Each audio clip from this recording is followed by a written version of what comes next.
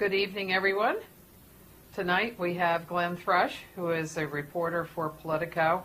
He's just recently come to the White House after reporting on the Hill, and also he has a background, as we can get him to talk about, as a newspaperman, and then has moved over to the online web world.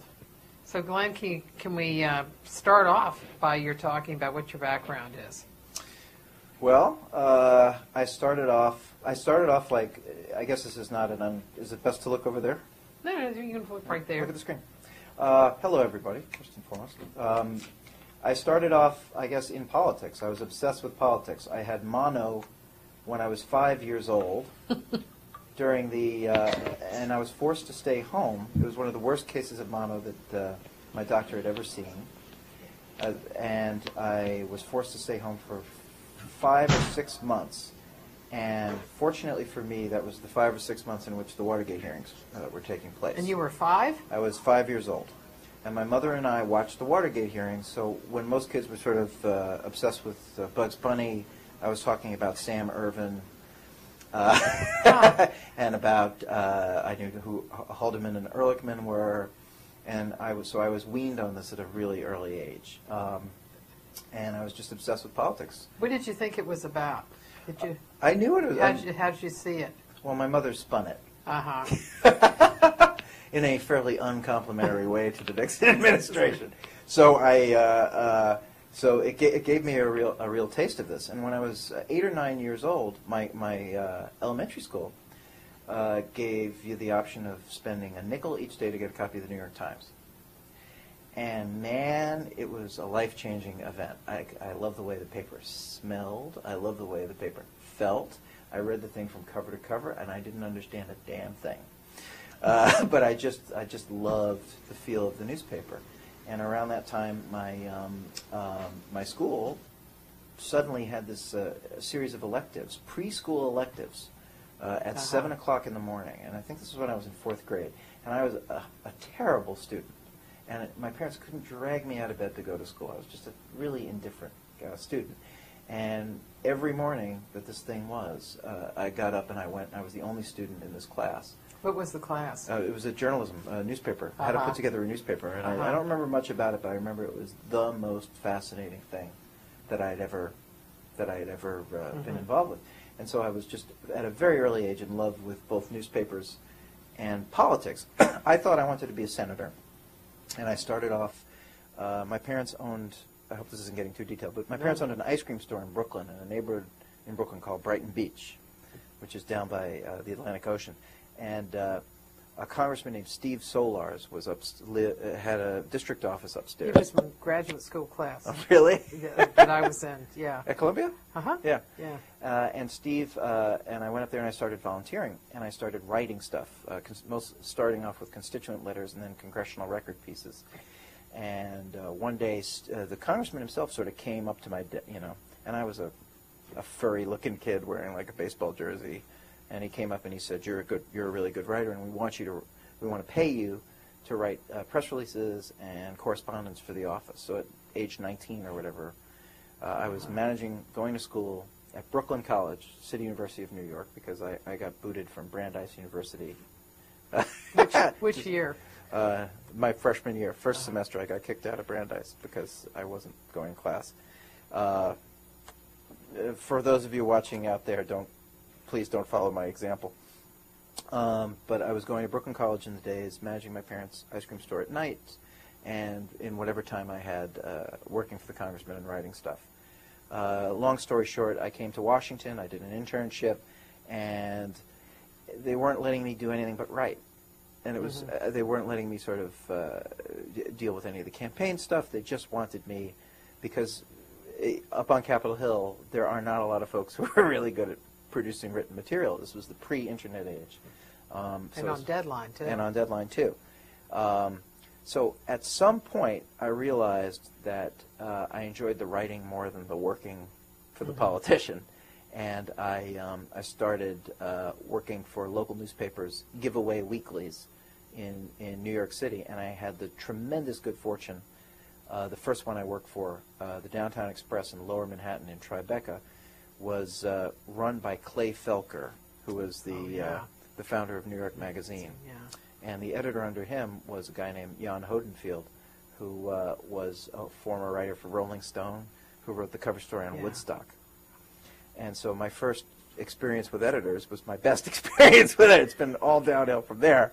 And it really, and these guys taught me how to really write a magazine story, and write a magazine story in the mid-1970s fashion, which is a really sort of grab them by the lapels kind of way.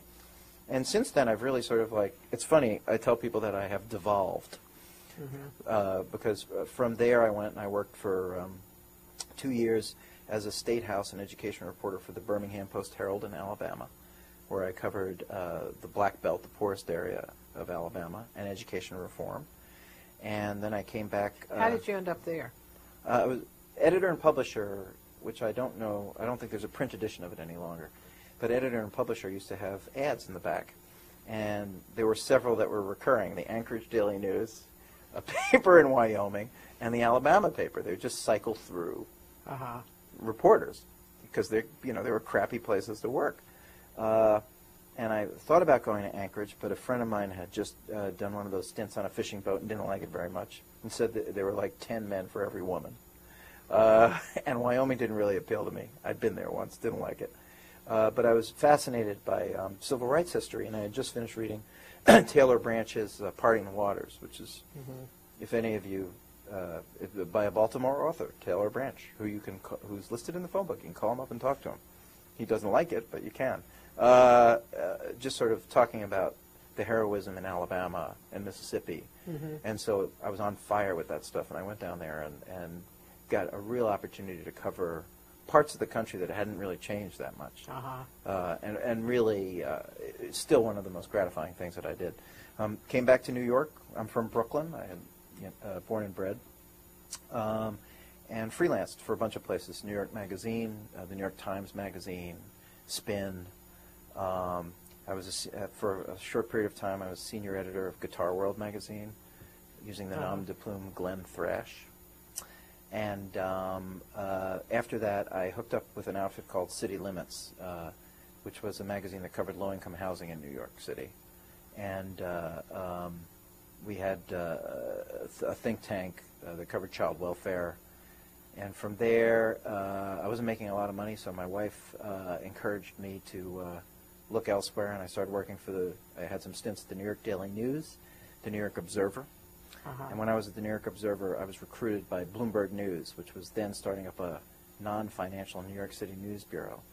And Bloomberg pays really well, and my wife was enthusiastic about that. I did that for 2 years until Mike Bloomberg left the company and ran for mayor. And I was covering some politics, and I didn't want to cover politics at a news organization that was founded by the mayor of New York. So I went to work for Newsdays in their City Hall bureau, which was a great experience. Worked there for 3 years until I was told that they wanted to send me down to Washington to cover Hillary Clinton, her re-elect in the Senate, and her subsequent presidential run. And I did that until September of 2008, when I was recruited by Politico, and have been working here ever since. Tell us about the differences of working for a newspaper, and you certainly worked for a lot of different newspapers, print publications. Is there something that's common among all of the print organizations that you've worked for, and how does that compare with what you're doing now? I think there's a great deal of commonality. I mean, what I've learned across, and I joke that I've worked for sort of every increment of time in journalism, from sort of blogs to wire service to daily stories to weekly to monthly. And what I've learned is sort of telling a story and adapting your storytelling style to the venue is a really important is the most important, I think, skill. What I mean by that, it's a fancy way of saying, you have to understand who you're writing for, what the audience is, who your bosses are, while maintaining your own style and how it is that you choose to tell a story. So if you're writing for obviously a wire service functions has a function that's totally different than when you're writing a New York Times Magazine story. So one of them is more gratifying than the next. But what I think differentiates people who are good from people who aren't is trying to master that form and to really try to serve the people that are reading you, to make it easy on them, to tell them what the story means. I feel just very strongly about that. I think that every single story that you write, no matter how insignificant the topic or how significant the topic, should be written in a way that really allows people to understand what's going on. How do you know who you're writing for? I think that is a great question. Great question. A lot of times you don't. And it takes a long time to figure out what that audience is. A lot of times you make mistakes and assume you're writing for one group of readers when you're not. Politico is actually the easiest place I've worked for to figure that out because the editors have such a strong sensibility about who we're writing for. We're writing for sort of professionals and junkies, political junkies. So we can use a lot of sort of shorthand and ways of dealing with the audience that you couldn't use at a place like Newsday. I found Newsday to be very frustrating. Newsday serves, for those of you who don't know, Newsday serves Long Island and some parts of the city. But when I was there, we had a circulation scandal, and our circulation shrunk from like 580,000 to 400,000, and our city circulation wasted away. And I was living in the city. I was actually raised. Part of my childhood was spent on Long Island, but I was really writing for city readers. And, so I think a lot of times my copy at Newsday was not perfectly suited to sort of the suburban readers that read us. So I think it's a great question. I mean, it's important to, that's an instance in which I wanted to write for who I wanted to write for and didn't give a damn. And as long as my editors let me do what I wanted to do. But when I was in a bunch of my jobs, you just really have to understand the readership. I know one guy who used to be down in the basement at the White House where we are, Don Folsom, who was UPI, used to talk about the Buffalo Milkman. And there are a lot of people who will say they're writing, they have their mother in mind as an image. Well, that's funny. The way that I've often said that, like, I write for a very intelligent 14-year-old kid because you want to have somebody who has an orientation. You want to have somebody who has an orientation towards the kind of work that you're doing, so you don't have to dumb it down too much. But it's just somebody who is naive to the subject matter. So you can write it in a way that's sharp and knowing, but you also need to provide the context. I mean, that's another thing. That's another trick that a lot of reporters I don't think have figured out, and that is to write something that moves fast and has that kind of velocity and is sort of knowing and has a slightly cynical edge, but it actually lets you in on the joke. I mean, I think there's a real analogy to be made between sort of stand-up comedy and popular humor and journalism, because you can be cool and tell a joke, but you want to have as large as possible an audience in on that joke. And I think it's the same thing with journalism. You want to sort of do something that's cool and snappy and works, works as prose, but that also lets the maximum number of people in on the joke. Are there certain elements that are common to a story, no matter where it is, whether it's something you wrote in Alabama or something that you did for Newsday or at Politico? Like, for example, the importance of accuracy, for example. And you can see other kinds of things that are in common. Well, I think accuracy, I'm not ashamed to admit this, when I first started out in the business, I was not a particularly accurate reporter. My heroes were not wire service reporters. My heroes were sort of prose stylists and people who sort of and quote unquote new journalists you know, I mean, Truman Capote did not have a fact checker. If he did, none of his books would have gotten published.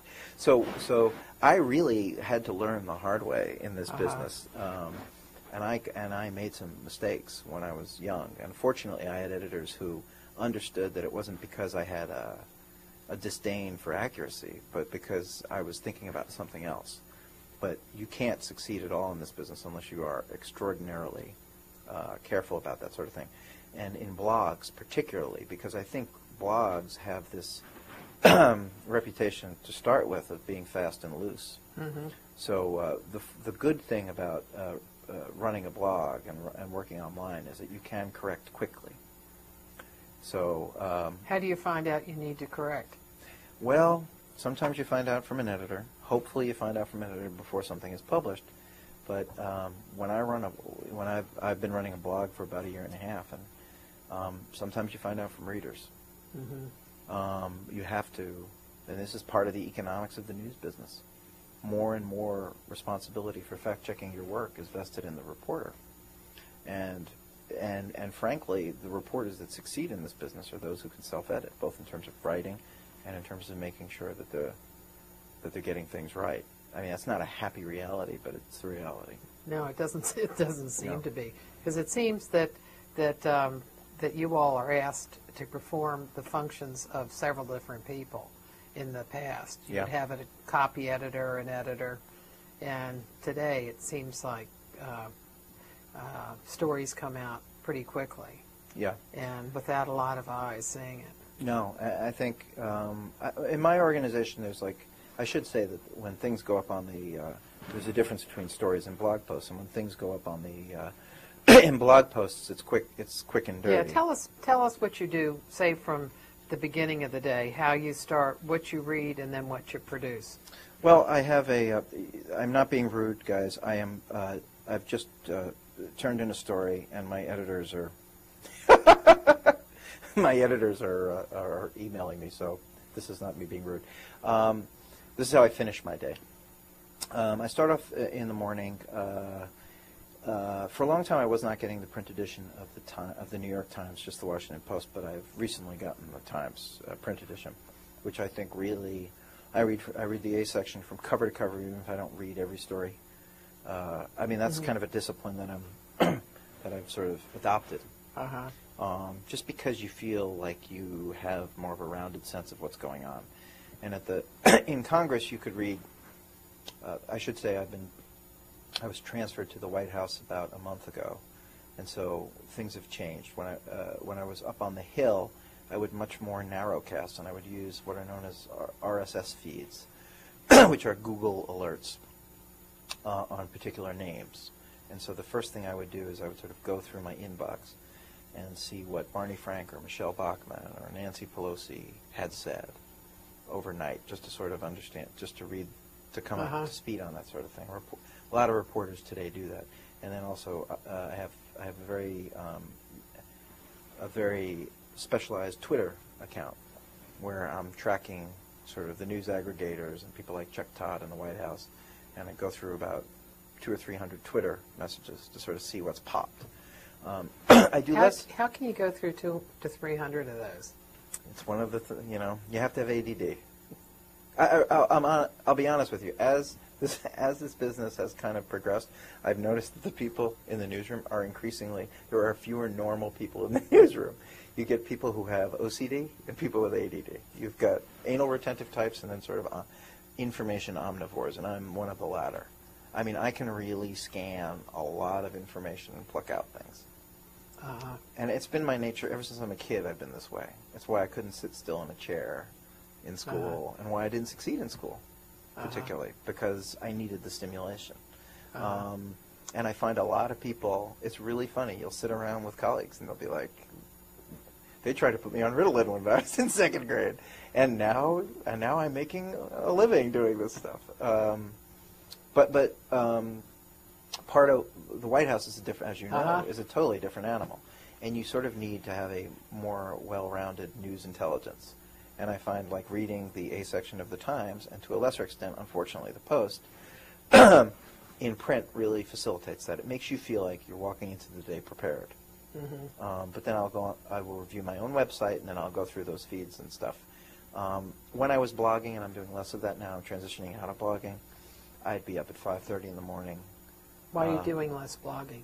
Well, because it's a congressional blog, and part of my demand for making this transition, because I have a young family, is to do less blogging, which just eats your life.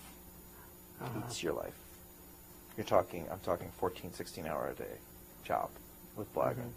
So coming to the White House is actually is giving me more of a conventional news life than blogging, which blogging is exhilarating. It's a lot of fun. Everyone is your source.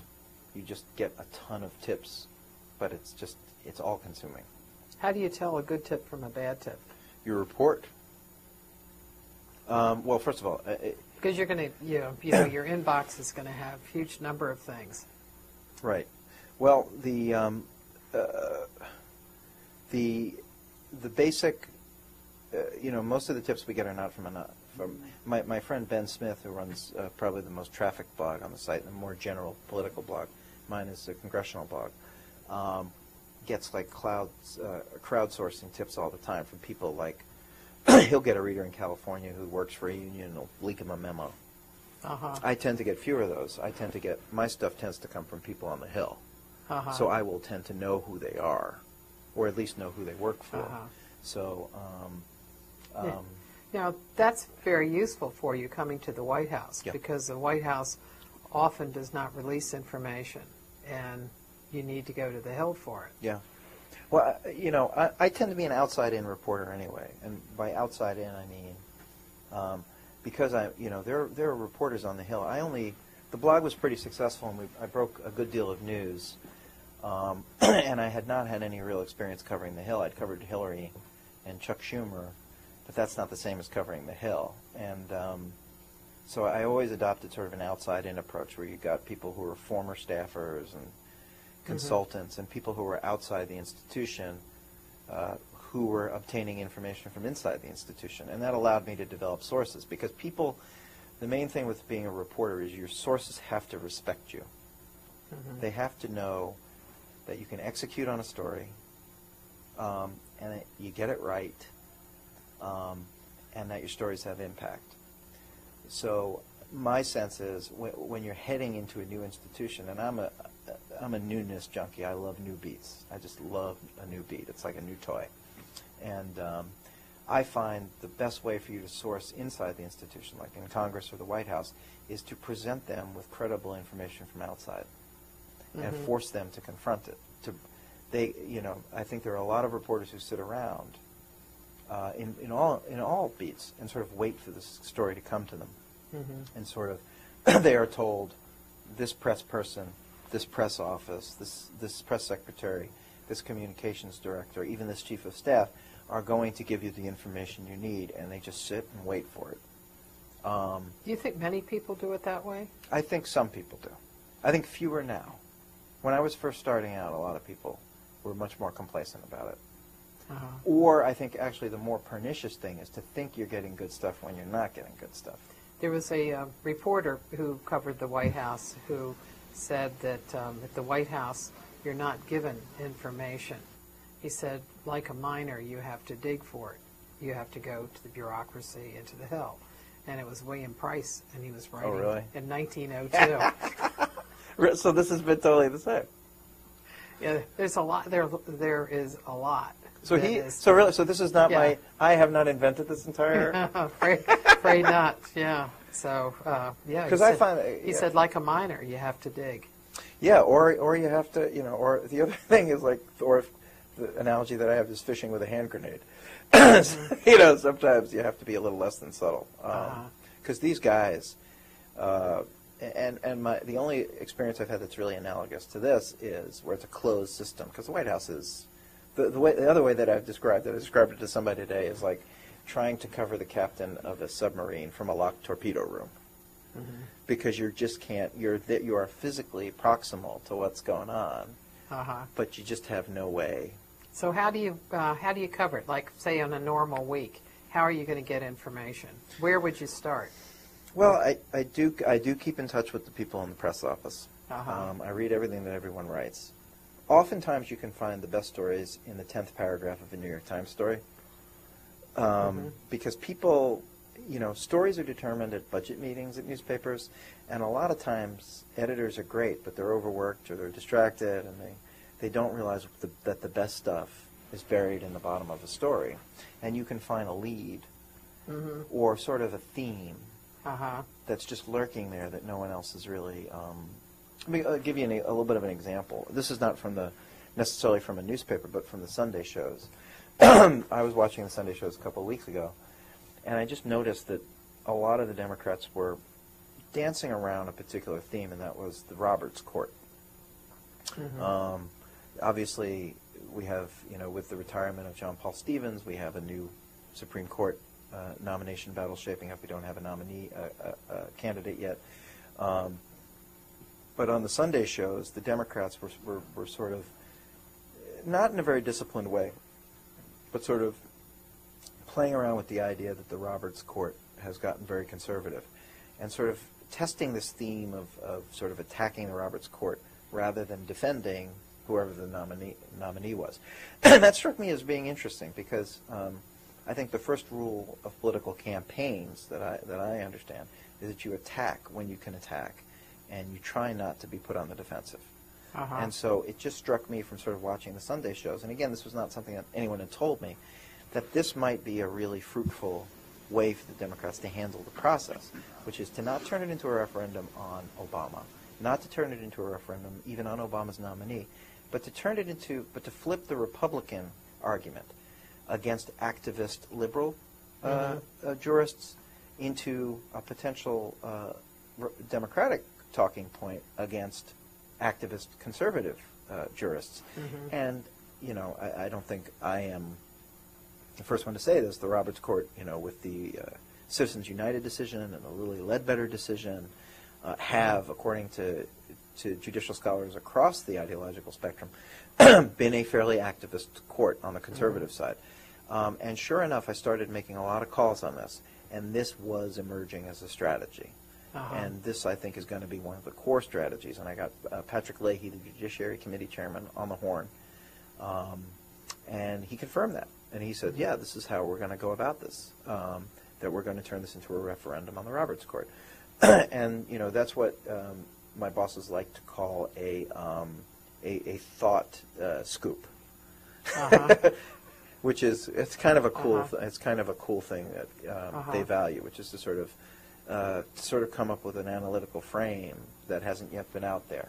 And sure enough, it became kind of like it became something people were talking about. Other reporters sort of did stories based on that theme, and it got mentioned in a couple of hearings.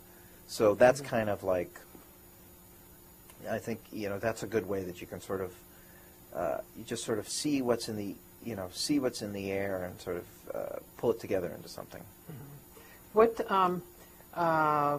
What relationships did you have coming into the White House that have been useful for you?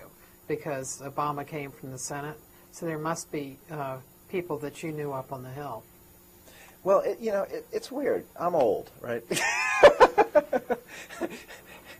Being old helps because you're just surprised by how, of the people that you run into. Like people that Helen is old. Yeah. I'm 40, so it's like, I can't believe I'm 40. It's extremely depressing. But you just, it's really weird. You just wind up bumping into people that you didn't remember you knew. People who are working in and when you get your name out there, you get interesting phone calls and emails from folks. And you also have to use your, you have to exploit your relationships.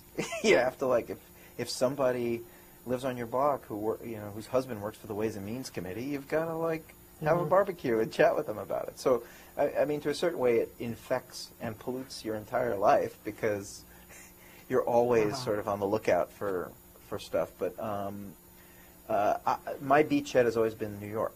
I'm a New York reporter. I'm sourced in New York. I understand the city really well. It's my, it's recreationally what I'm interested in, and so.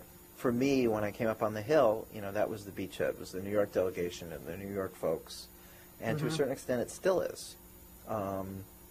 You know, I knew David Axelrod, the senior advisor to the president, in the context of Freddie Ferrer's failed Democratic mayoral bid in 2001. So it's like, you know, the cool thing about being from New York is stuff passes through. So you have like, and John Del Ciccato and Anita Dunn and all these folks who are involved in, you know. So you've got to work what it is that you know, the point is to get out there and to sort of interact with people and develop as many contacts and present sort of a positive image of yourself, or at least an image of yourself as somebody that people can talk to and trust. How do, well, I can see with Politico how you get read. Yeah. But when you were at the Daily News, how would you, well, there I guess you'd be read too by the New York delegation. So you really haven't had a problem getting read. Oh, I did. Well, when I ran City Limits, City Limits, we had a circulation, I think, at our low point of 1,800. And try to break, you know, try to get the mayor's press office to call you back when you have a circulation of 1,800. The key is you got to break news, and if you can't, and there's a multiplier effect too. I used to teach journalism for a number of years at Columbia and NYU, and what I used to tell young reporters is, you know, you're a guitar, but you need an amplifier. You're an electric guitar, but you need an amplifier. You have to think of it as a two-step process. You have to be able to play the music, and you have to be able to master your instrument, which is journalism. But you also have to figure out a way to plug into a pretty powerful amplifier. Nowadays, it's a lot easier because you can Twitter stories out, you can email people about it, you can get stuff up on a blog.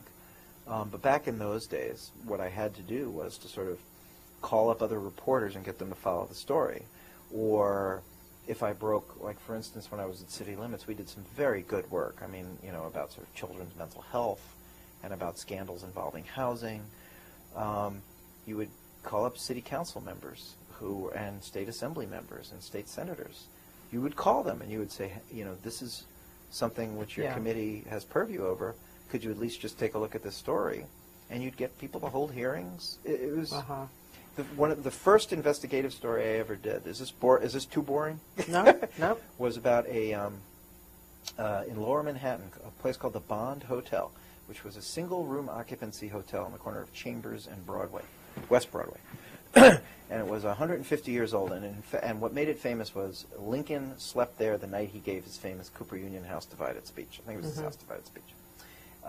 It had turned into a single-room occupancy hotel, and I remember reading, they have these things called community boards, just these local boards in New York, and I remember reading just on a flyer that the occupancy, they had to apply for, the owners had to apply for what was called a certificate of no harassment. What the hell is a certificate of no harassment?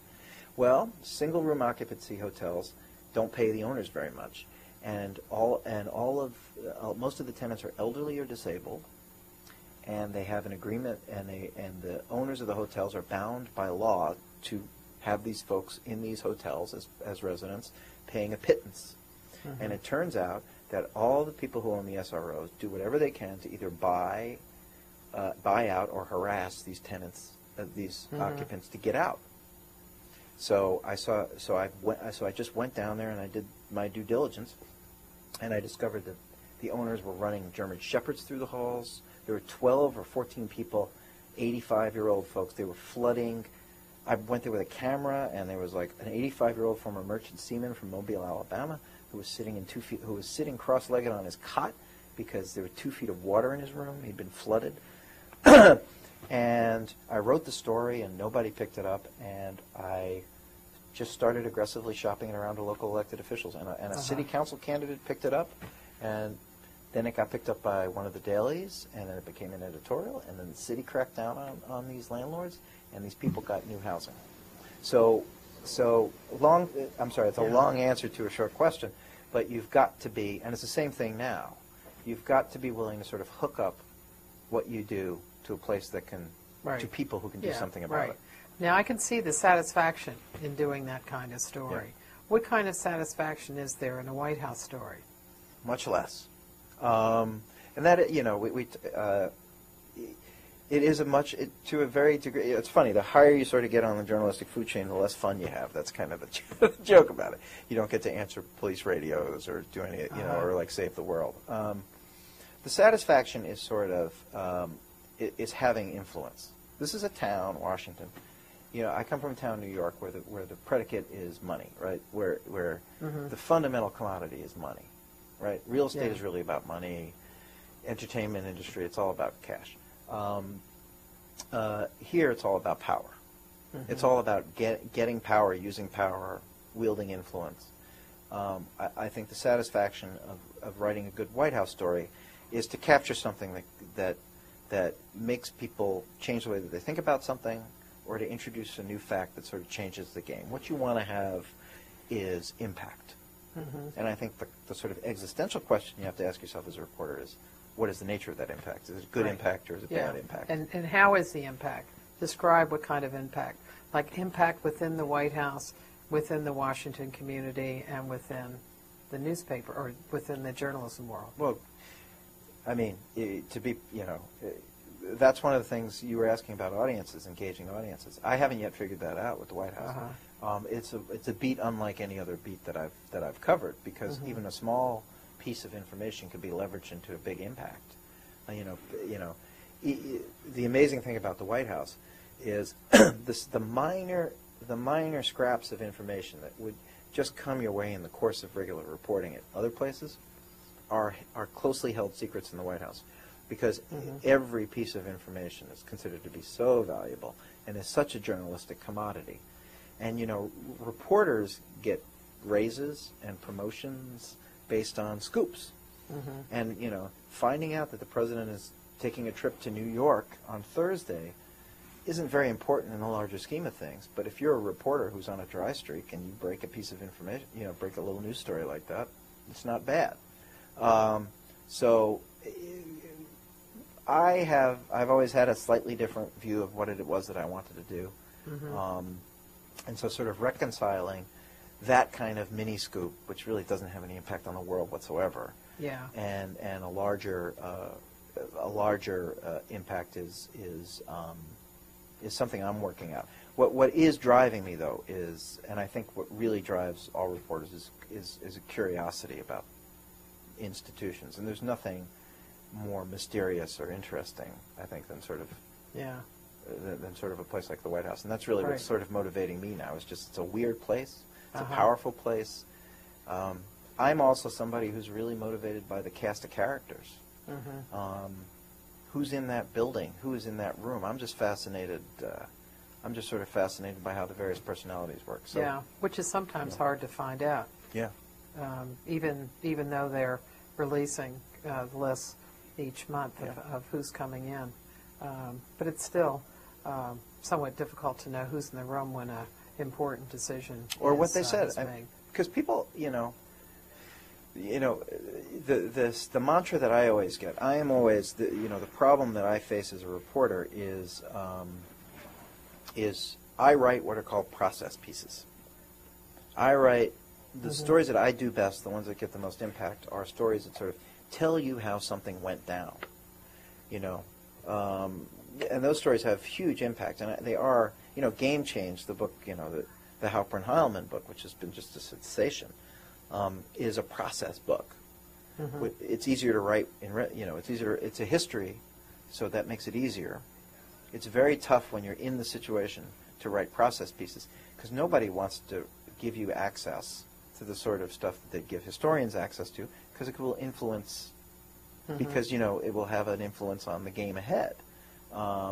So I find that White Houses, campaigns are very resistant to process pieces and very smart about how to manage them. They get you inside the meeting. Think about this. I mean, particularly, and we haven't talked about sourcing, but when they're using unnamed sourcing, they'll get you inside. Because that book is all unnamed sourcing.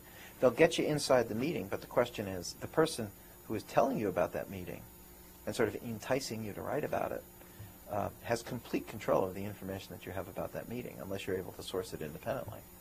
So, I had that issue today about where I had 3 or 4 anonymous sources sort of characterizing a meeting that took place on the Hill, and it's a Rashomon kind of thing.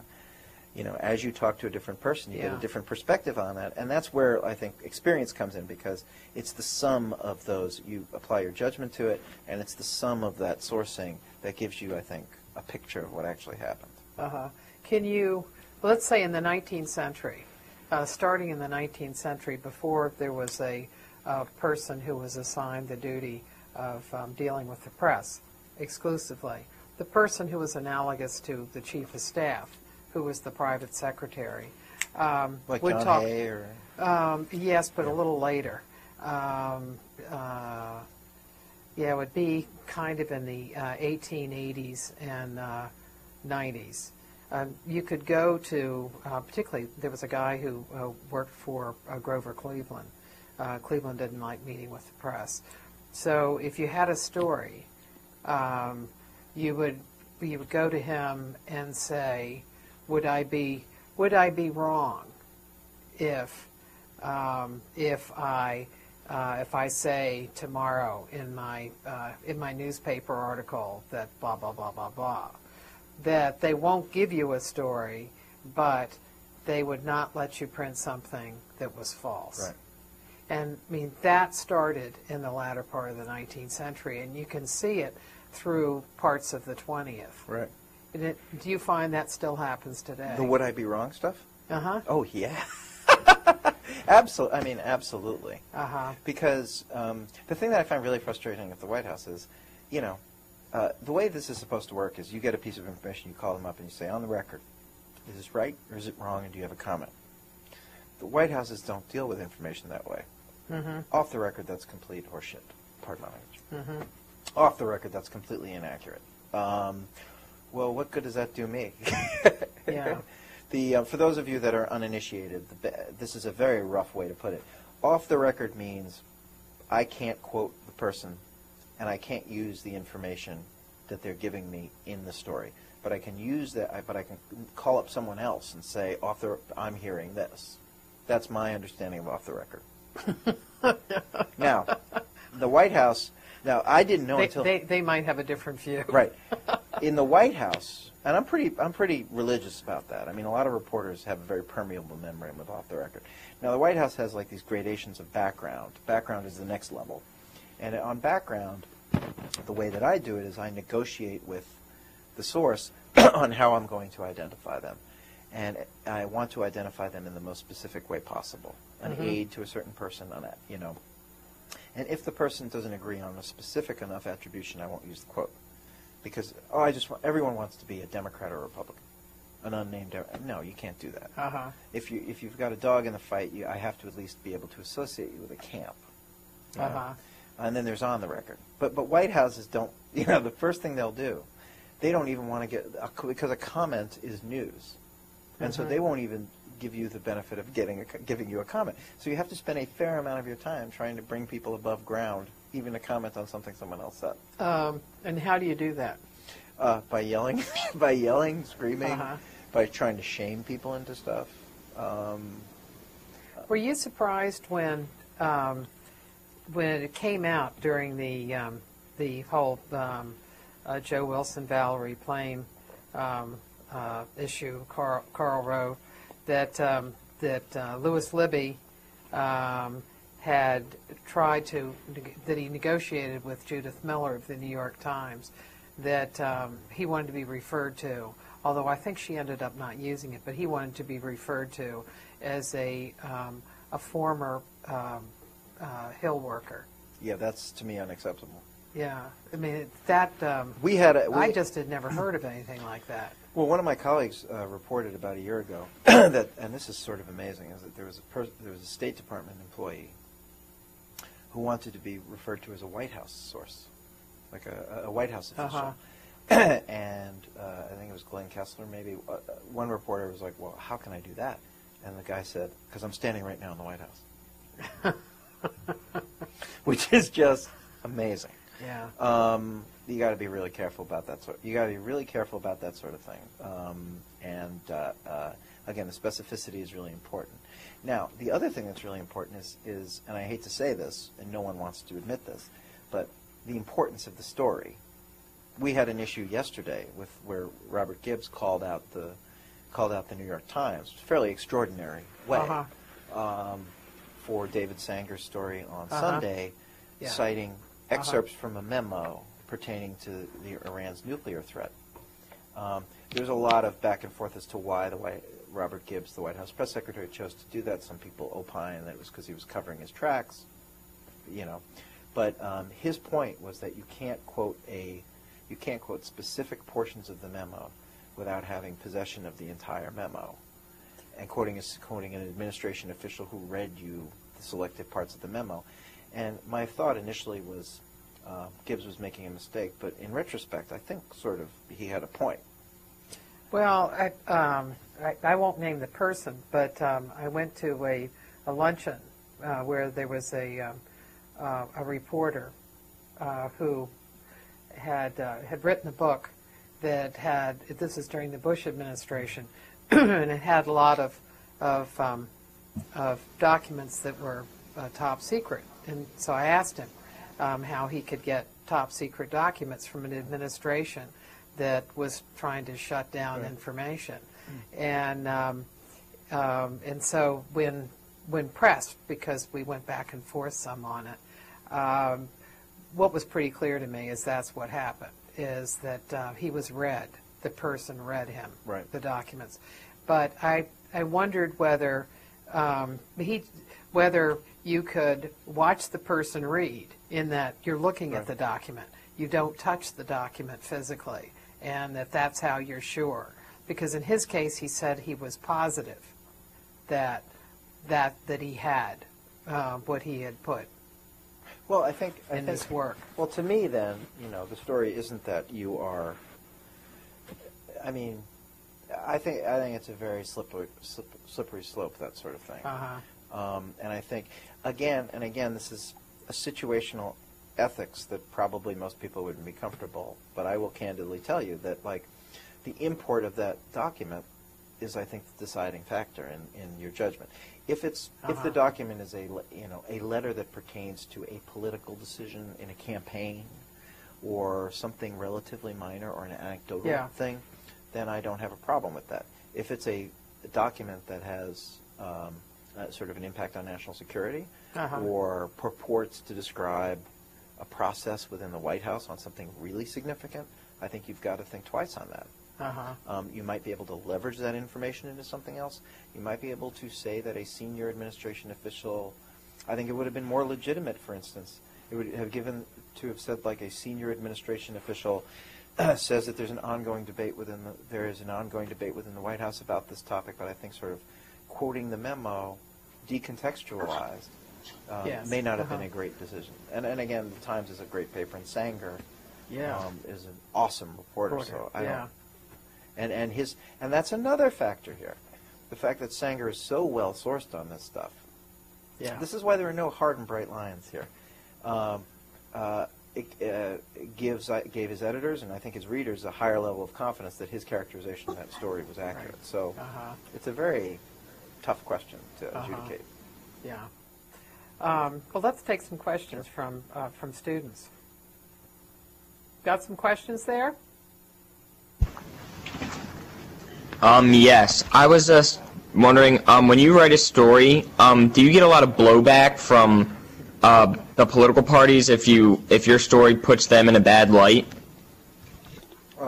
Yeah. I get blowback from, sometimes I get preemptive blowback, like I'm getting tonight on my BlackBerry as I'm sitting here. You get blowback all the time. And sometimes you get blowback even when the story wasn't particularly bad. People just like to put down markers and let you know that they can't be pushed around. But that's part of the process. The other thing is, the people that you deal with on these stories over time tend to be people you develop relationships with. So I'm a confrontational kind of reporter. A lot of people aren't. I enjoy the back and forth. I enjoy challenging my sources. And often I find that some of the best sources I develop in my career were people who called me up to scream at me about a story. And I'm able to sort of argue with them. I think people are really either freaked out or terribly impressed when you're willing to engage them on their criticism. And I really love that part of the job. Somebody sends me, I get a lot of whack job emails from people who are just nuts and say, you're a left-wing hack, you're a right-wing hack, you're just a hack. How many emails would you get a day on a story? Well, you get comments. Sometimes, you'll get as little on a story, you'll get as little as 20 and as many as 4,000 comments. And some of them will break out into emails. But a lot of people choose not to send emails, but they'll basically write you a letter in the form of the comments, and you just get this terrible, sometimes extremely personal. Like they'll read your biography on the site and be like, they'll make fun of you. You're an idiot. You're from Brooklyn, so everyone knows you're an idiot, Or take off the stupid hat. Is what I get a lot.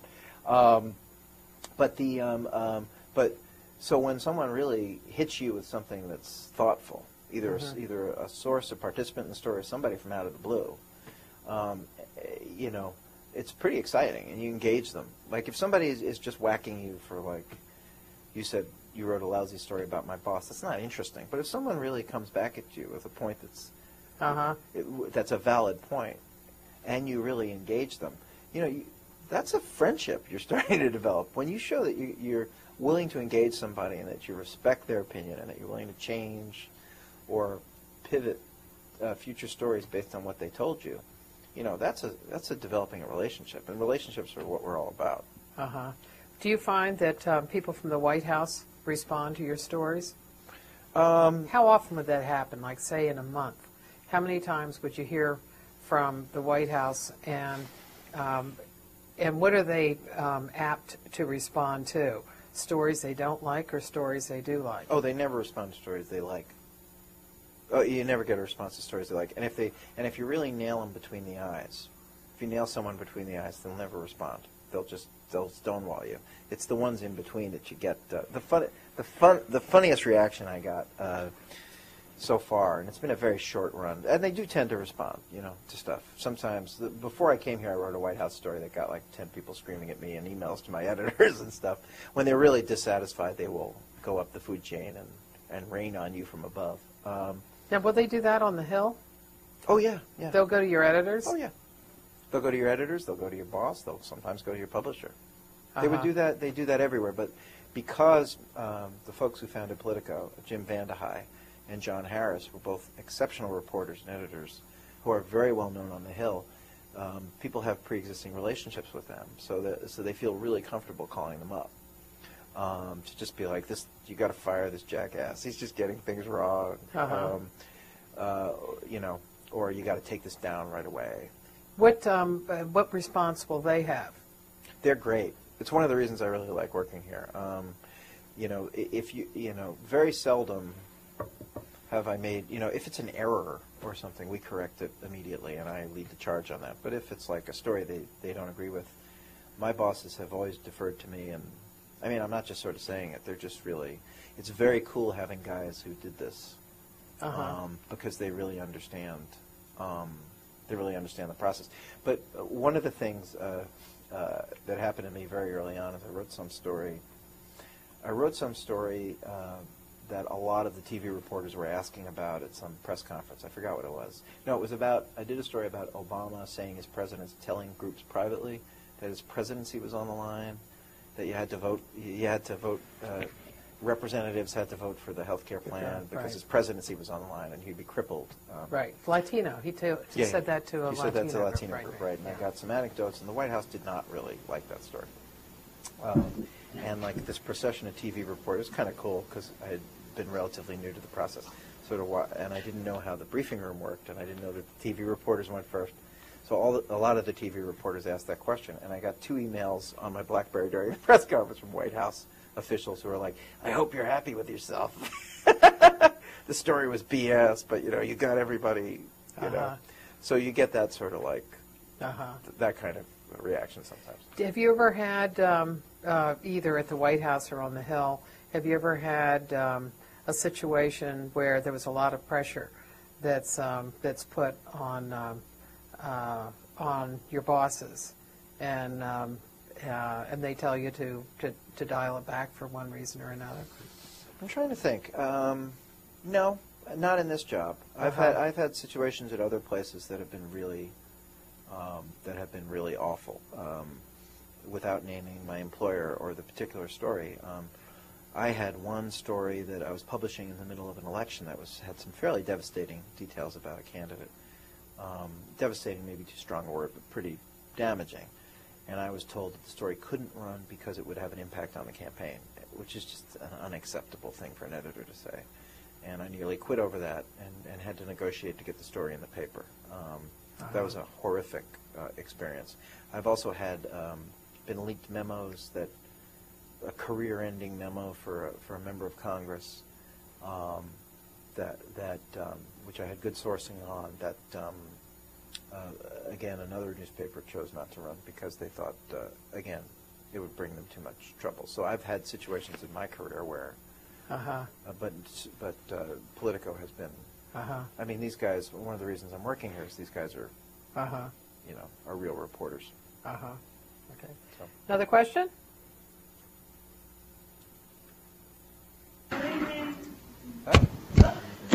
Hello.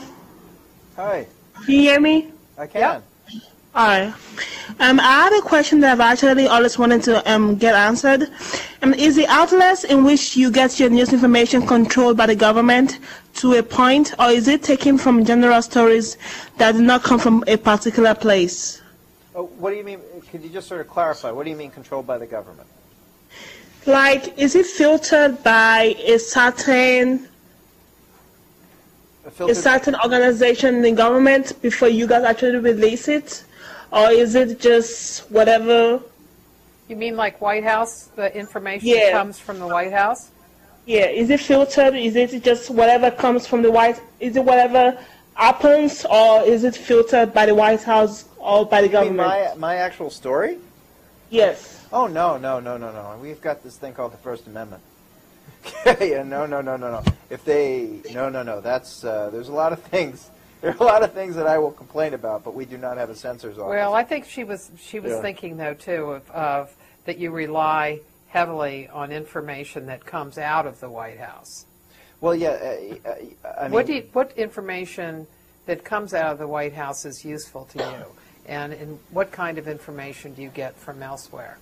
I think first of all, I should just say, a lot of information comes out of the White House, and most of it is background noise. I mean, the information that you get proactively from the White House tends to be the sort of stuff that they want you to write about, and that really, typically, is not the stuff that I want to write about.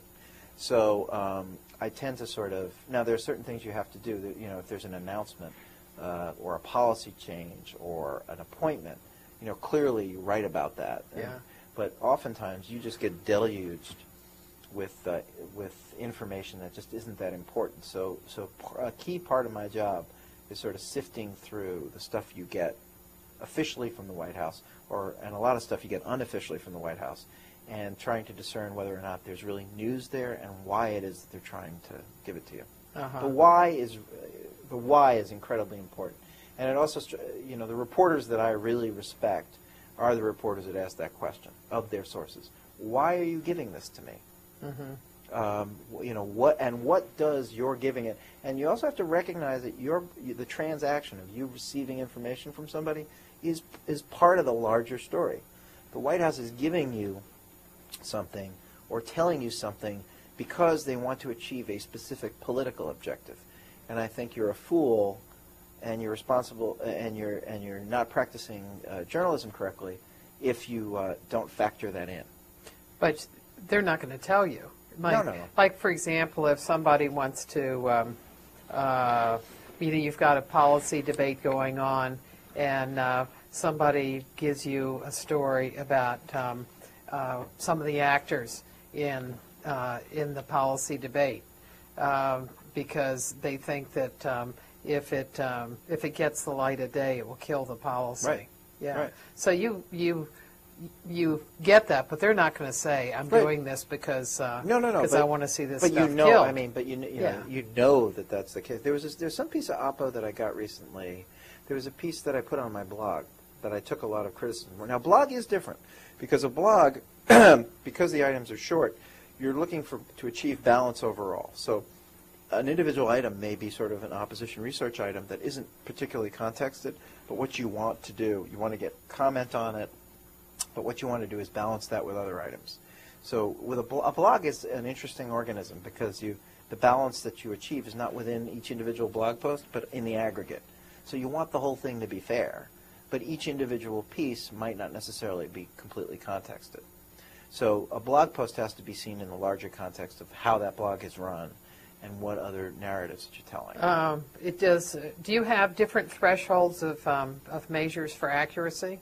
No, not for accuracy. Uh-huh. So but for context, I'm trying to remember the exact example on this because I took some heat on this.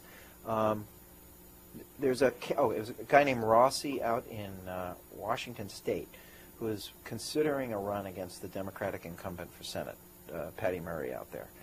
And somebody, some Democratic operative, and I identified the leak as from a Democratic operative, sent me a fundraising letter that this guy Rossi wrote for an organization that was associated with wanting to cut unemployment benefits in Washington State. Mm-hmm. And that's a pretty tough sell particularly for a Democrat. Tough sell in an environment where you have regular state unemployment in excess of 9%. And I wrote the story, and I did all my due diligence, made 4 or 5 phone calls, got comment, pushback. But a lot of people thought, well, why? The guy's not a Senate candidate yet. He personally has not endorsed this policy. Why would you run this?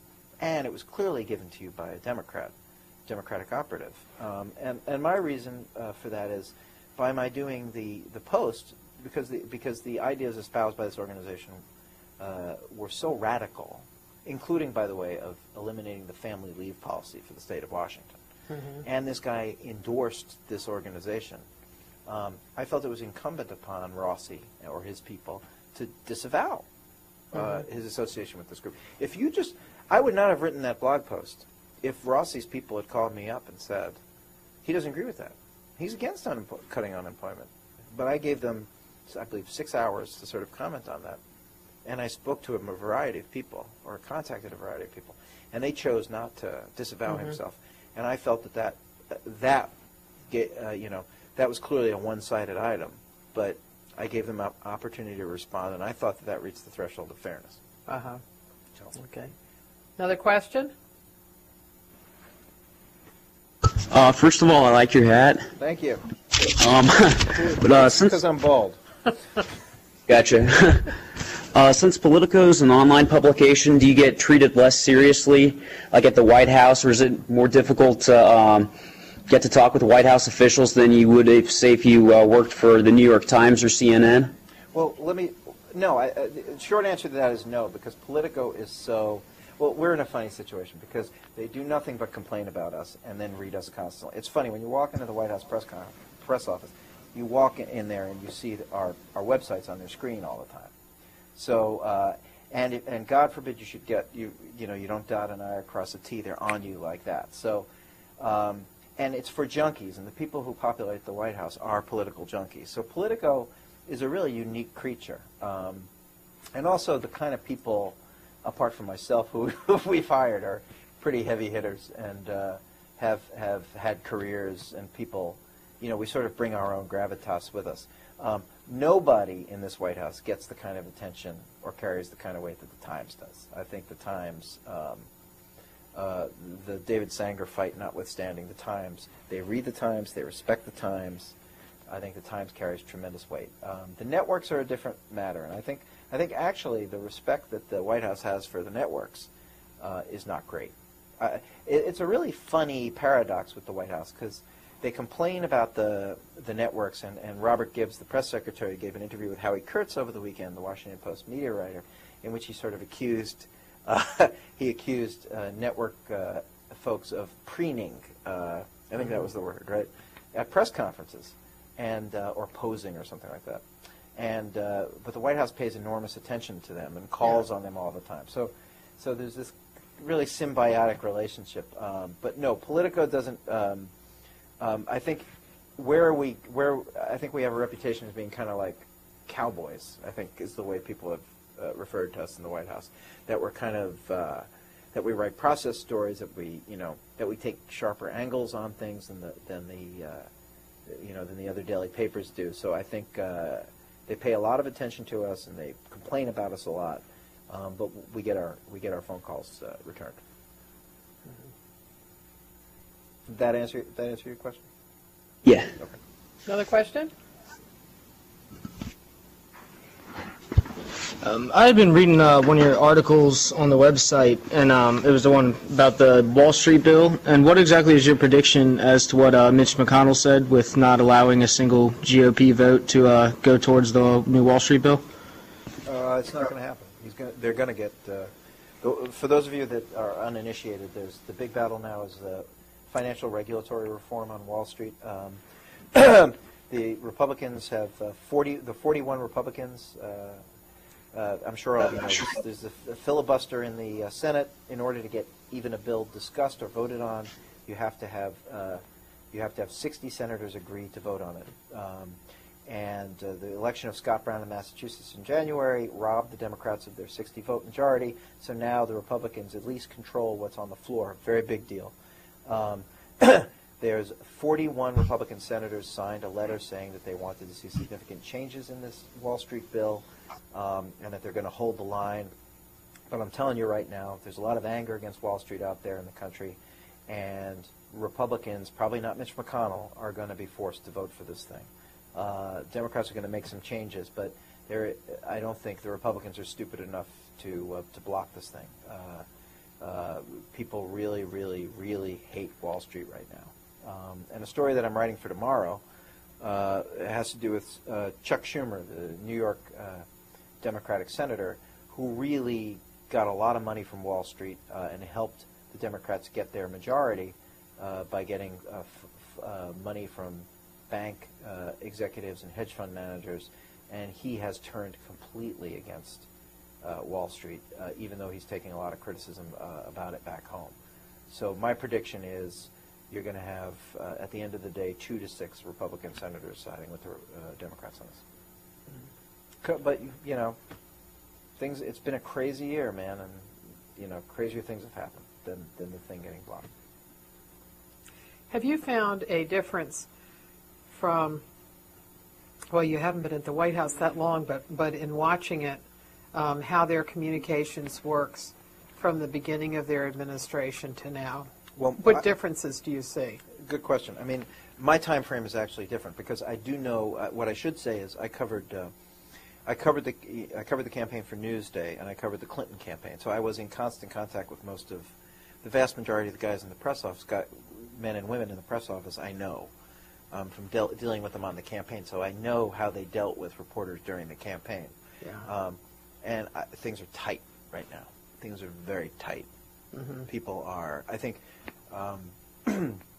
folks feel more comfortable and looser and a little more relaxed in their interactions because they passed the health care reform bill. But I'm just surprised by the antipathy that they have towards the press in general. Do you think that comes from there having been campaign people? That in a campaign, you've got one goal, which is to win the election. And you have to win each day. Yep. And so you've got your guy's the good guy, the other guy's the bad guy. And so when you come into the White House, you're not running against anybody, but there's still a bad guy. And the bad guy's the press. You're hitting the nail on the head. And again, my experience at the White House is not that great. And you've had the experience with a ton of administrations, so you've seen this stuff close up. But I've had 2 recent encounters that reinforce that point beautifully. I had a conversation with one White House official who shall remain very much nameless, who said to me, part of the reason we got killed on the health care stuff was because we didn't have an enemy. And this is a group of people that focuses best, I'm talking about Obama's press staff, on a single focal enemy. Mm-hmm. And if you notice, they're talking a lot more about Mitch McConnell, the minority leader in the Senate. I think that's less because I don't think most Americans know who Mitch McConnell is, but I think it focuses their energy on a common enemy.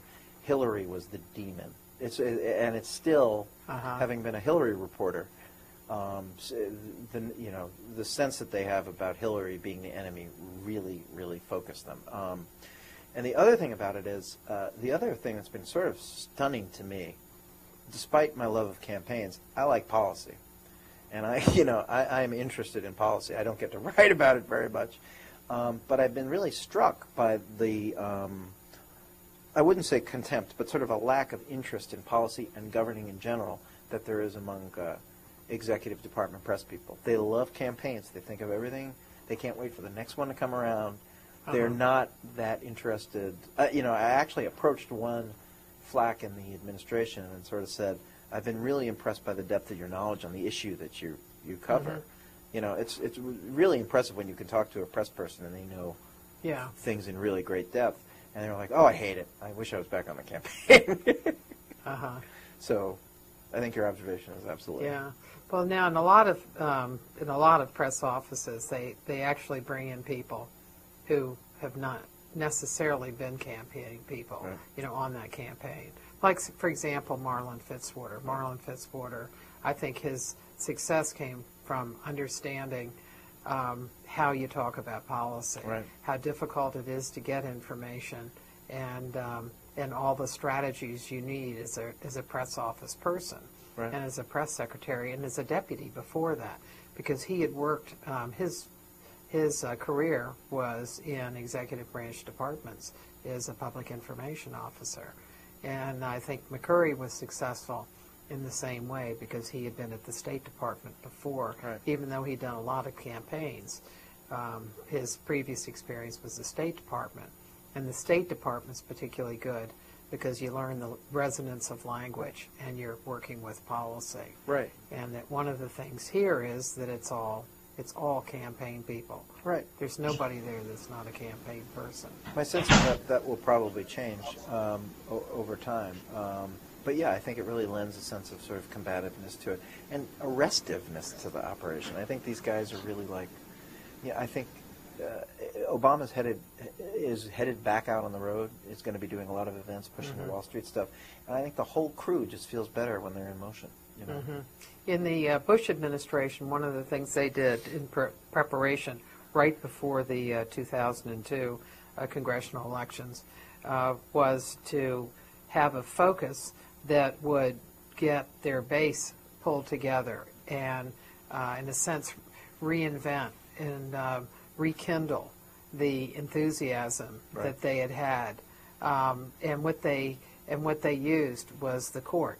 Right. And it was federal court positions and how they had been held up in the Senate, although they really hadn't been any more held up than it happened to Democrats. But that became a way to rally people, and then right before the election, they had several events that focused on the court. And you would think in the court system, did that many people care? Right. But their base cared, and it was a political issue that they used to ignite them. That's a huge issue now with the Obama folks. I mean, you see they call it the enthusiasm gap, and you really see it. And I think the big problem, and this is something Obama's really grappling with, is how do you compromise it? You have to make compromises to get these big items passed. In healthcare reform, you had to drop the public option.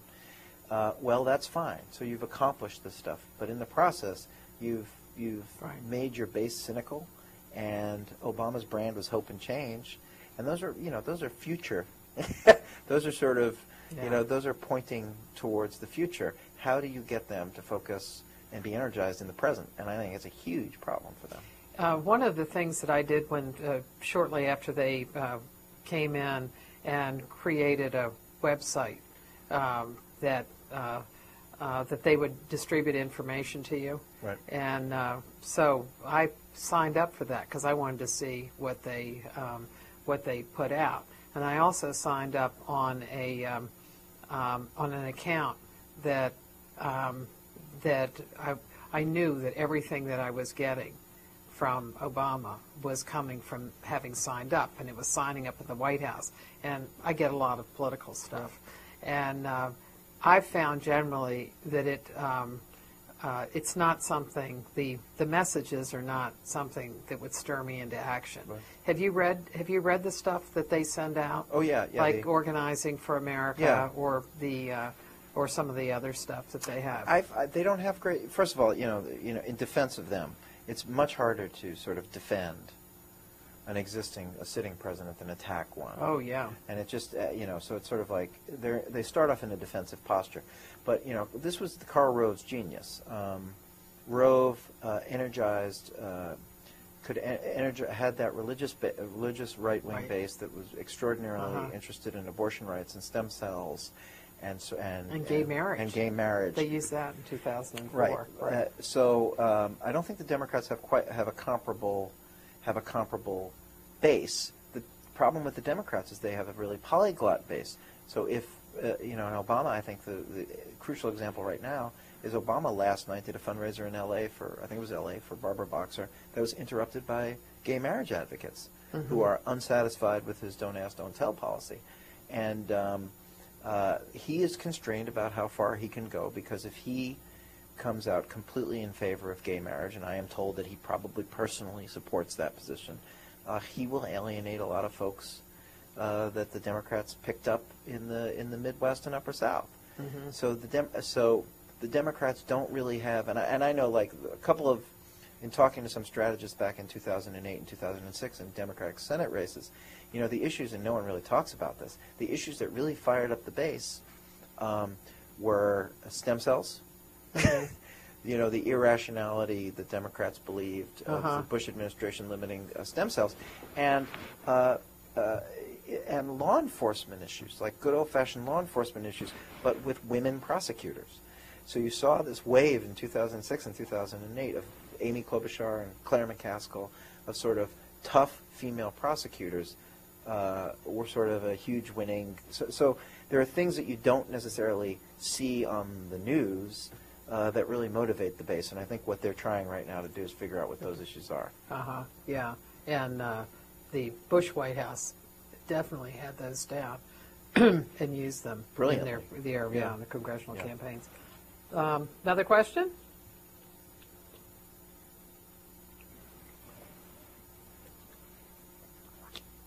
Have I exhausted you? I see a hand. Is that a hand? Yeah, good. Hi. Do you find that your most influential stories were achieved through regular journalistic research, by luck, or by who you know? Well, that's a good question. I think regular journalistic research is good luck in who you know. I think those things are. I don't think there's any. Actually, I don't think there's any such thing as regular journalistic research. I think what you do is you put yourself. It's like any other thing. You put yourself in a position where you can succeed. The main thing that you have to do as a reporter is the care and feeding of your sources, is developing relationships with people, identifying those relationships that are important in terms of doing your job, and then cultivating them. And so it's not, you don't view each story necessarily as a one-time event, but in the continuum of these relationships. Very early on, I was dealing with a spokesperson for a city agency back in New York, who was just being nice to me for no reason at all. I was working for a not very influential publication, and I said, "Why are you being nice to me?" And this person said, "Because I see you're going to go places, and I want you to remember me when you go where you're going, and you're going to be important to me later on." And sure enough, that turned out to be true. So I think regular journalistic, the notion that we just, and a lot of reporting is like going through campaign finance filings or looking at property records. I mean, that's really the good stuff, or going door to door. But a lot of what we do, particularly as political reporters, are develop these relationships and just constantly, I mean, part of what I do every single day is I sit down, I have a little red book, it's in my back pocket right now, and I write the names of 20 people I'm going to call, regardless of what story it is that I'm doing. And I used to actually have a screensaver when I was freelancing that was like, if you haven't called 20 people today, you're not doing your job. I mean, we are basically as good as the information that we receive. And a lot of reporters in this age just check their email boxes all the time, reflexively, or check Twitter. I find the phone or personal interactions are the way to do it. So to me, the regular process of reporting are those relationships, and I think luck is the residue of that design. Like if you are, the other thing is to write a lot of stories, is to be productive. People to see your name, it sounds stupid, but it makes a lot of sense when you think about it. Have your name out there, be writing a lot of stuff, and you start just getting people, the luck part of it comes in and people see your name. So, oh, I read this guy's stuff all the time. I see, I'm going to give him a call with a call about this story. I think a lot of reporters in this town, and this is something I'm sort of less adept at, use TV that way. They get, to me, TV's a pain in the neck. The first couple of times you do it, you get calls from your aunt in California, and it's kind of cool when you're on MSNBC. But to me, it's like an hour out of my day. I can't call people. I can't see my kids. But in Washington, in particular, it's a really important leveraging tool. People like Chris Cillizza of the Washington Post are really adept, and some other reporters of Politico, like Jonathan Martin, are just really adept at kind of leveraging their performances on TV, their appearances on TV, into having people identify them as someone that they want to go to. So I think sort of the luck part of it is about being in the right place at the right time and having people identify you as somebody they want to send information to. I know somebody had talked about your reporting and said he really works the phones well. So when you're working the phones and calling those 20 people, are you asking for information? Are you telling them something? Are you just catching up with them? All the above. I like to have conversations with people, and I find and I enjoy. Look, you got to do what you enjoy, and I enjoy talking with people. I mean, the cool part about our jobs is we get to talk to really smart, really engaged, really interested people. I mean, we don't work. I don't work in a salt mine. I have a great job, and the people that I tend to bond with as sources are people I like as people. You know what I mean? Right. We have a commonality of interest. So I think it is very important to sort of prime the pump by giving people information.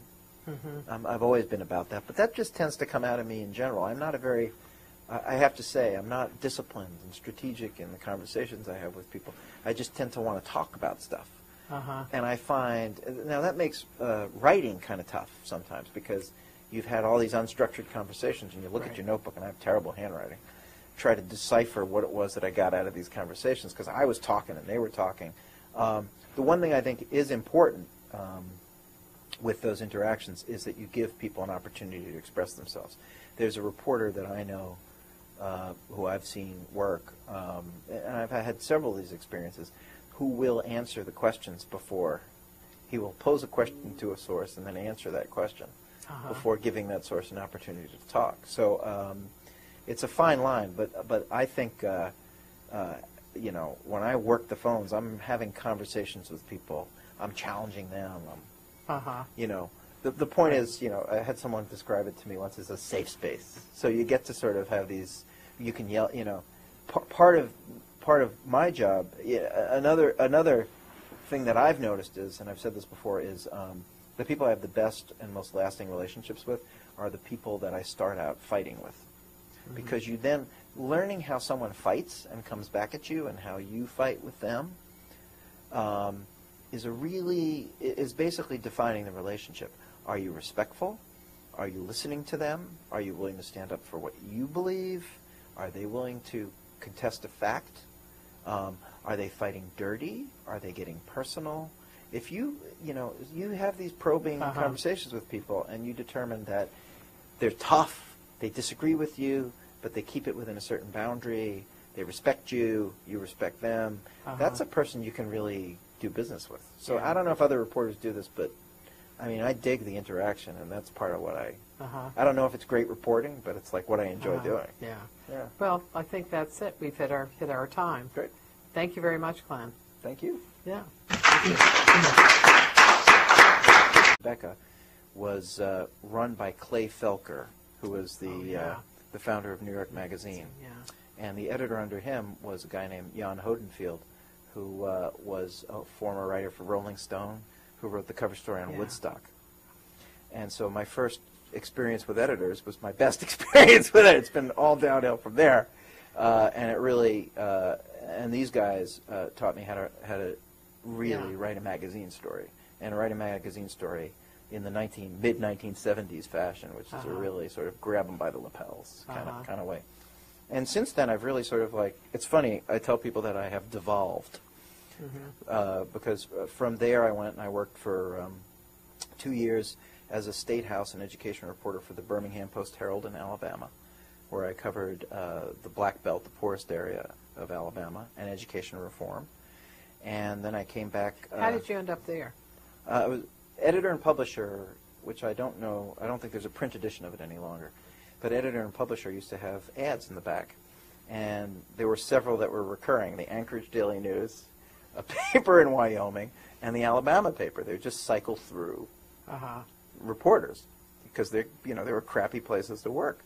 And I thought about going to Anchorage, but a friend of mine had just done one of those stints on a fishing boat and didn't like it very much, and said that there were like 10 men for every woman. And Wyoming didn't really appeal to me. I'd been there once, didn't like it. But I was fascinated by civil rights history, and I had just finished reading Taylor Branch's Parting the Waters, which is, if any of you, by a Baltimore author, Taylor Branch, who's listed in the phone book. You can call him up and talk to him. He doesn't like it, but you can. Just sort of talking about the heroism in Alabama and Mississippi.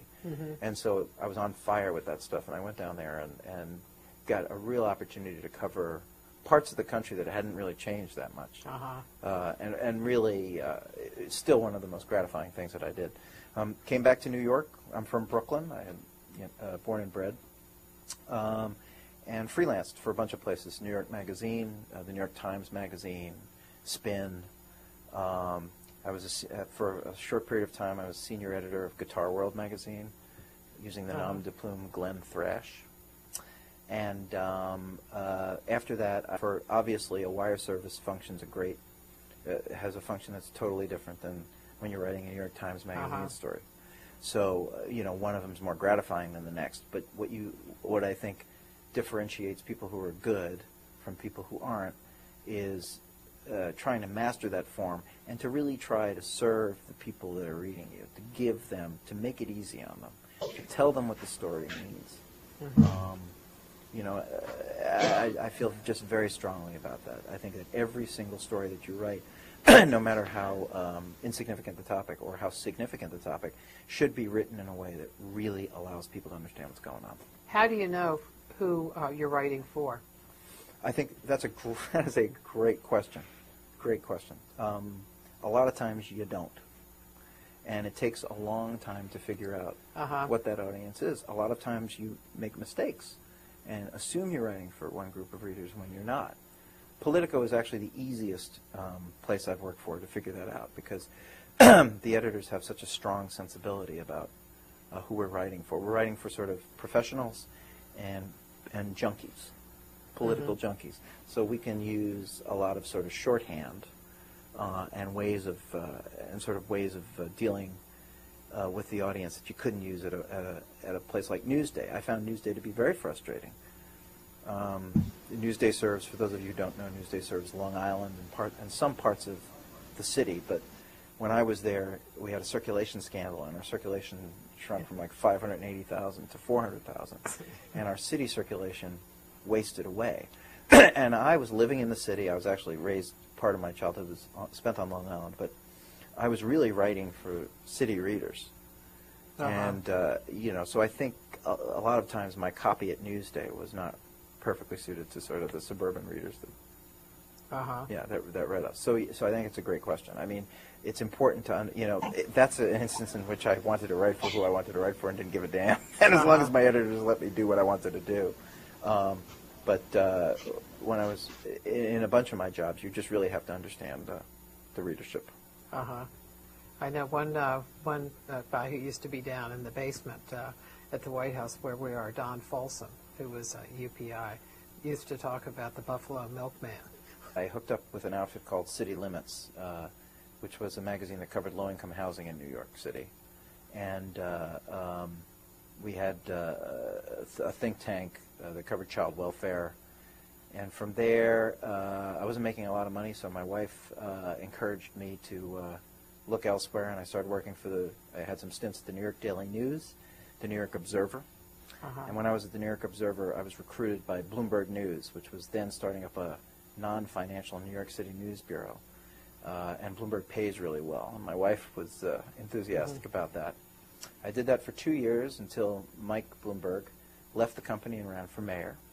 And I was covering some politics, and I didn't want to cover politics at a news organization that was founded by the mayor of New York. Yeah. So I went to work for Newsdays in their City Hall bureau, which was a great experience.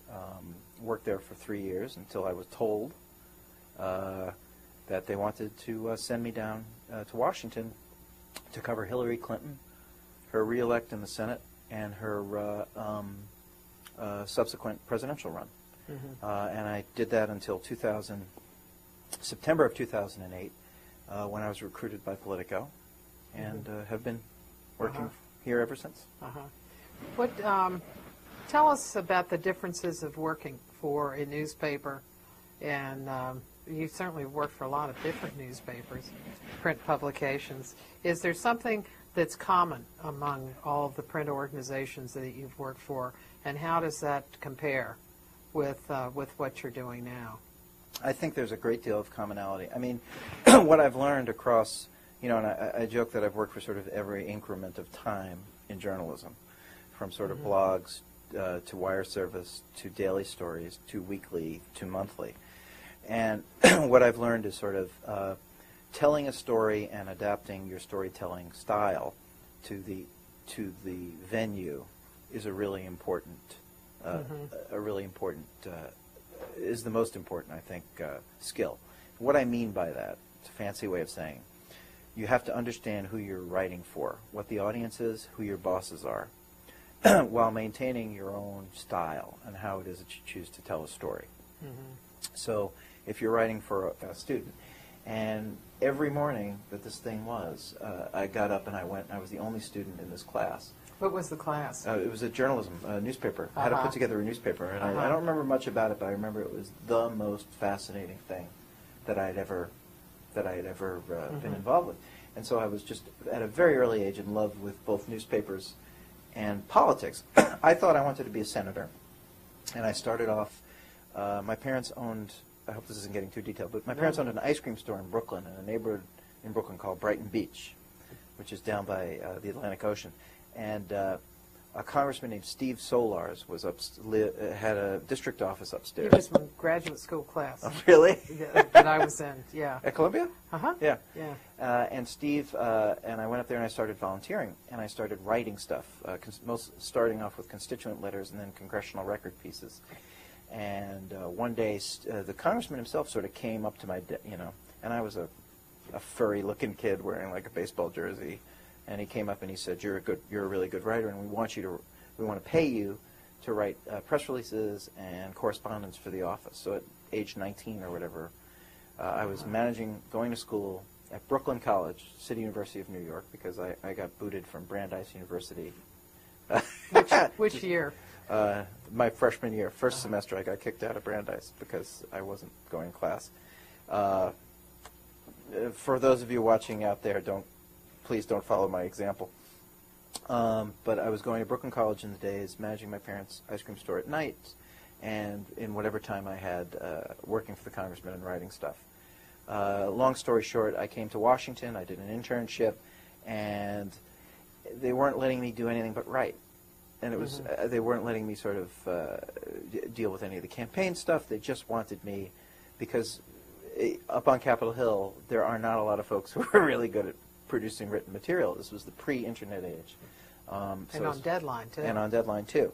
So at some point, I realized that I enjoyed the writing more than the working for the politician. And I started working for local newspapers, giveaway weeklies in New York City. And I had the tremendous good fortune, the first one I worked for, the Downtown Express in Lower Manhattan in Tribeca. Good evening, everyone. Tonight we have Glenn Thrush, who is a reporter for Politico. He's just recently come to the White House after reporting on the Hill, and also he has a background, as we can get him to talk about, as a newspaperman, and then has moved over to the online web world. So Glenn, can we start off by your talking about what your background is? Well, I started off like, I guess this is not is it best to look over there? No, you can look right there. Look at the screen. Hello, everybody, first and foremost. I started off, I guess, in politics. I was obsessed with politics. I had mono when I was 5 years old during and I was forced to stay home. It was one of the worst cases of mono that my doctor had ever seen. And I was forced to stay home for 5 or 6 months. And fortunately for me, that was the 5 or 6 months in which the Watergate hearings were taking place. And you were 5? I was 5 years old. And my mother and I watched the Watergate hearings, so when most kids were sort of obsessed with Bugs Bunny, I was talking about Sam Ervin, and about, I knew who Haldeman and Ehrlichman were, and I was weaned on this at a really early age. And I was just obsessed with politics. What did you think it was about? I knew what it was. How did you see it? Well, my mother spun it. Uh-huh. In a fairly uncomplimentary way to the Nixon administration. So so it gave me a real taste of this. And when I was 8 or 9 years old, my elementary school gave you the option of spending a nickel each day to get a copy of the New York Times. And man, it was a life-changing event. I love the way the paper smelled. I love the way the paper felt. I read the thing from cover to cover, and I didn't understand a damn thing. But I just loved the feel of the newspaper. And around that time, my school suddenly had this series of electives, preschool electives, at 7 o'clock in the morning. And I think this was when I was in 4th grade. And I was a terrible student. And my parents couldn't drag me out of bed to go to school. I was just a really indifferent